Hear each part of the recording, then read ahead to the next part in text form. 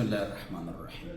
معاملات ٹھیک فرمائیں، عبادت بھی کریں گے، اللہ کی بات بھی کریں گے، نماز روزہ حج زکوٰۃ، اس میں جتنی آپ نے سستی کی اللہ معاف کر دے گا۔ لیکن اگر آپ کے اور ہمارے معاملات ٹھیک نہیں ہیں، پھر معاملات کی معافی تلافی نہیں ہے، آخرت میں پٹائی ہے، دنیا میں ذلت ہے۔ لہذا معاملات صاف رکھیں، نہ کسی کو تکلیف دیں، نہ کسی کا حق کھائیں۔ بس معاملات سے آدمی پہچانا جاتا ہے۔ حضرت عمر رضی اللہ عنہ نے فرمایا، قرآن میں جو 6000 آیت ہیں، 400 سے اوپر نیچے لگ بھگ، اس میں سب سے لمبی آیت معاملات کے بارے میں، کاروبار کے بارے میں۔ معاملات ٹھیک کیجیے، اور جو لوگ عبادات کرتے ہیں پابندی سے، انشاءاللہ ان کے معاملات بھی ٹھیک ہوتے ہیں۔ پروپیگنڈا بھی نہیں کرنا چاہیے۔